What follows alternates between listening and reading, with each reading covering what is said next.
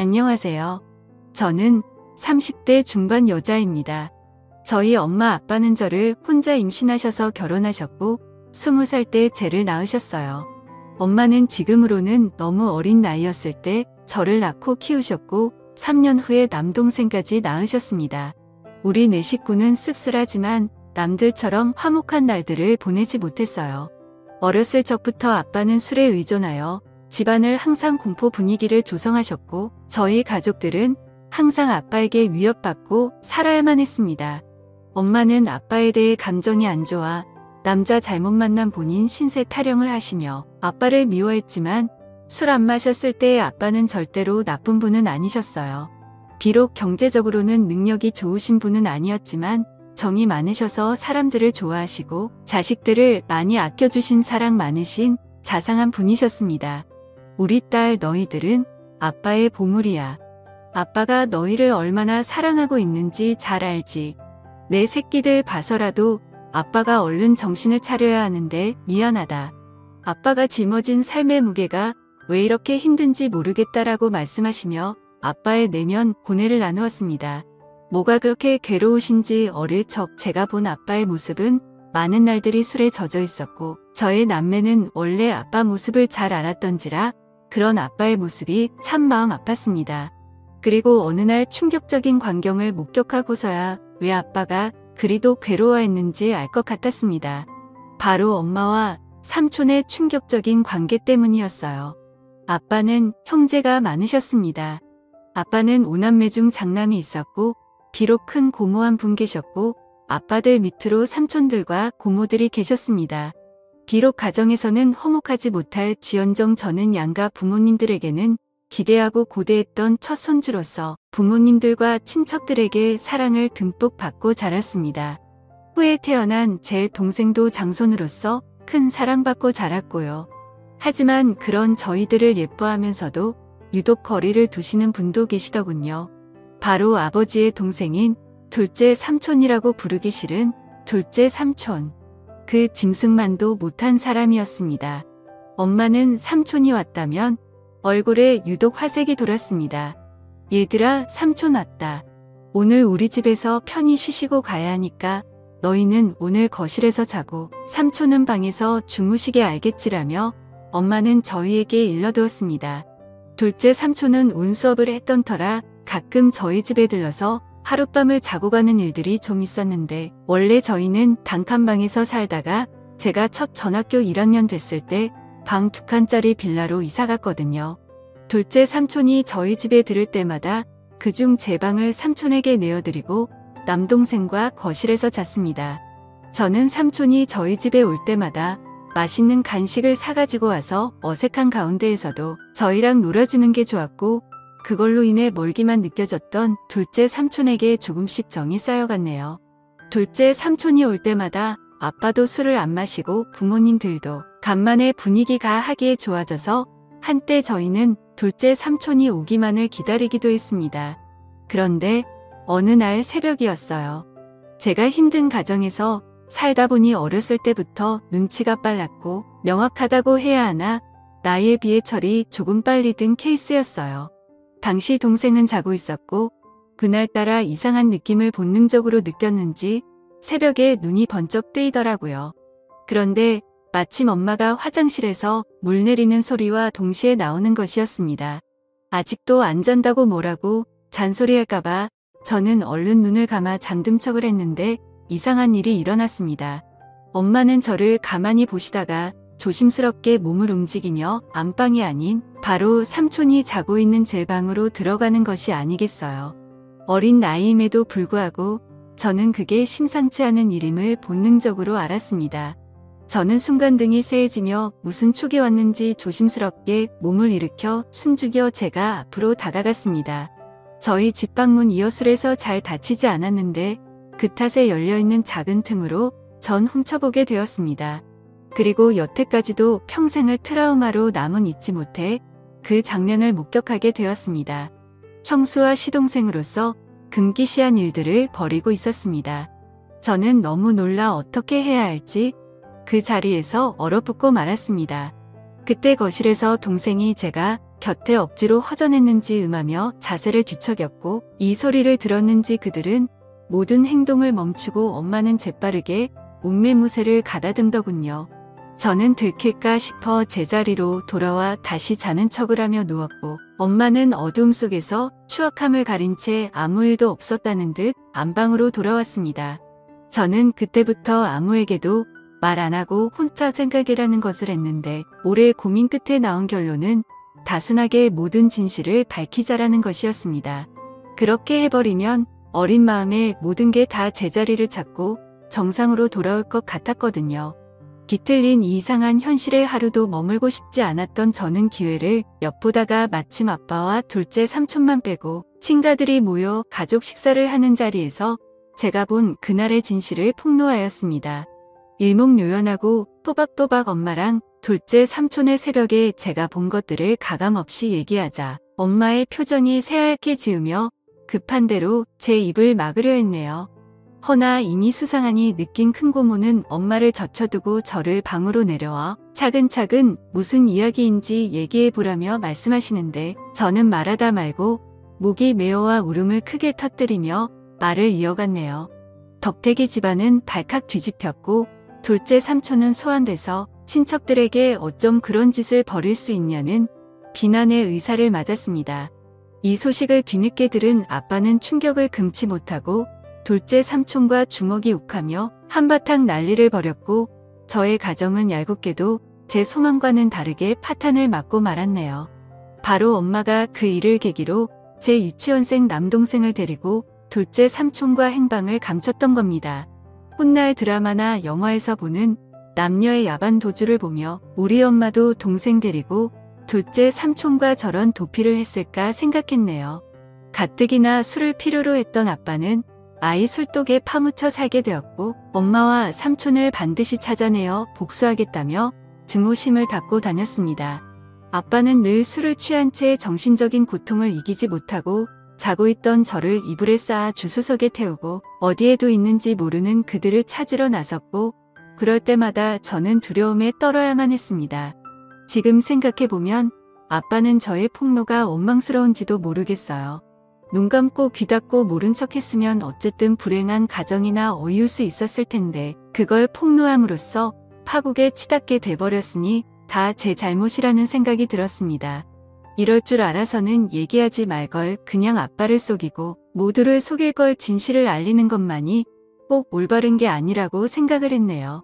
다행히 두어 달이 지난 후 엄마는 집에 동생을 데리고 들어왔고 간만에 엄마를 본 저는 그간 마음 고생한 게 싹 치유되면 깊은 안도감을 느꼈습니다. 오랜만에 동생을 봐서도 너무 행복했고 돌아온 엄마로 인해 아빠의 상태도 좀 나아진 것 같아 행복했습니다. 다만 제게 엄마가 사라졌던 후주 남았습니다. 잠시라도 눈에 엄마가 보이질 않으면 불안해서 미칠 지경이었어요.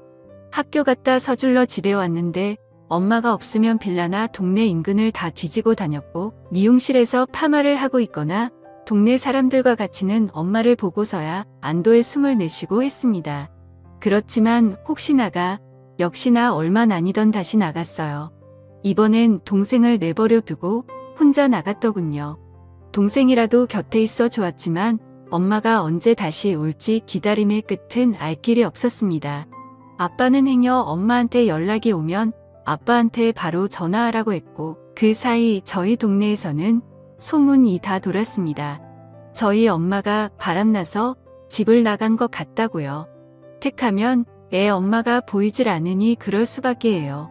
저는 저희에 대해 함부로 말하는 동네 사람들이 너무 싫었습니다. 다 알고 짐작하면서도 모른 척 확인 사살하려고 저와 마주치면 꼭 묻더군요. 너희 엄마 이번에 너희 두고 또 낳은 거 맞지? 아니 세상에 어떻게 자식들 두고 모질게 나갈 수가 있어. 내가 다 마음이 쓰이네. 불쌍한 것들. 우리 엄마 그냥 멀리 돈 벌러 갔어요. 우리 가족에 대해서 함부로 말하지 마세요. 라고 둘러대면 쏘아댔지만 속으로는 가슴에 피멍 들어 찢어지게 울고 했네요. 아빠는 결국 가출한 엄마를 포기하고 저희를 위해 시골로 이사를 했습니다. 다 잊고 새 삶을 꾸려보고자 아빠들 1톤 트럭을 타고 소금도 파시고 귤도 파시며 저를 앞차같이 키우셨지만 세상은 그리 만만치 않았습니다. 바로 아빠는 큰 병에 걸려버리셨고 끝내는 간경화로 제 나이 18살 때 세상을 등지고 말았네요. 그때 아빠 살아 생전 모질게만 하던 제 행동이 떠올라 얼마나 피눈물을 흘렸던지요. 죄송하고 또 죄송하게만 했습니다. 아빠가 돌아가셨어도 엄마랑 삼촌은 잔인하게도 코빼기도 비치지 않더군요.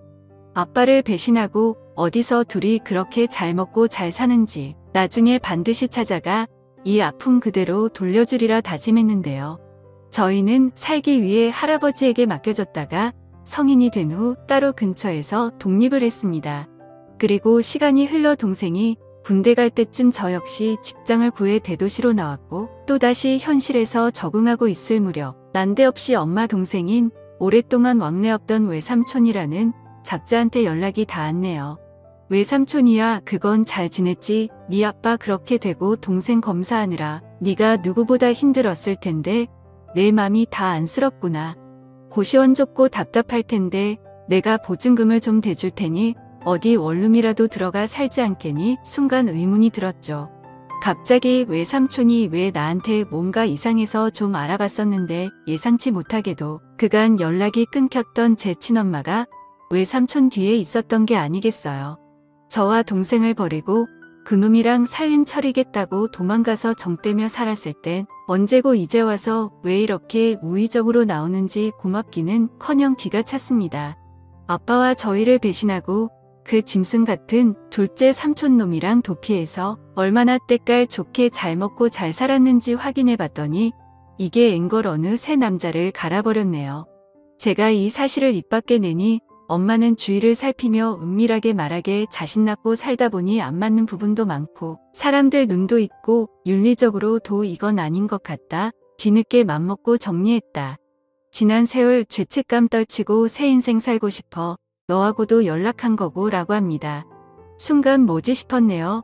그렇게 쉽게 헤어질 수 있었을 것을 여지껏 저희 가족 생채기 다 내놓고 일이 저질러질 대로 다 저질러 놓은 후에야 헤어졌다니요. 엄마를 가지려고 아빠를 배신한 삼촌도 같은 생각이어서 순순히 헤어졌다는데 말도 안 돼. 그들의 파렴치한 폐륜 때문에 상처 입은 사람이 몇인데 멱살 잡고 쫓아다니며 피해 보상이라도 받고 싶었습니다. 엄마는 결국 삼촌과 금기된 사랑을 끝내고 다른 남자랑 세 번째 결혼을 했답니다. 참 능력도 좋으시지. 엄마는 제 동생이랍시고 둘째 삼촌 사이에서 낳은 남자애, 여자애 한 명씩을 제기 소개했습니다. 저를 동생들과 함께 인사시키며 얘들은 내 동생이고 너희들도 언니한테 인사해라. 동생 돌보는 거 보니 지금 여기 있는 동생도 잘 돌볼 것 같더라. 다 네 핏줄들이니 마지로서 잘 챙겨라. 뭐니 해도 남보다는 형제가 최고야. 남보다도 못한 형제들도 많죠. 저나 이 애들이나 다 배신이 피가 흐르는 엄마 자식들인데 나중에 서로 뜯어먹겠다고 뒤통수 치고 그러면 어쩌죠. 라고 대꾸하자 엄마의 표정이 점차 살벌해지기 시작했네요. 전혀 패인 상황에 내막을 모르는 새아빠는 분위기를 환기시키고자 그저 호하시더라고요. 새아빠는 평범하고 사람 좋으신 분이셨습니다. 엄마는 정말 미웠지만 가족들이 그리웠던 저는 엄마를 용서하고 잘 지내보려고 노력했습니다. 허나 엄마와 삼촌의 트라우마는 쉽게 잊혀지지 않더라고요. 엄마 역시 지난 세월을 후회하며 저와 함께 잘 살려야 하는 것 같았지만 제가 본인의 치명적인 비밀을 알고 있으니 저를 편히 대하지 못했습니다. 심지어는 저더러 미용실에서 엄마라고 하지도 말라고 하고 주변인들에게는 저와의 관계를 숨기려 하더군요. 새아버지가 절 자식으로 인정한다며 친척들에게 소개하려 할 때도 엄마는 필사적으로 행여 칙 잡힐까 싶어 말렸습니다. 엄마의 숨겨진 자식으로 살아야 하는 기분도 참 더럽더이다.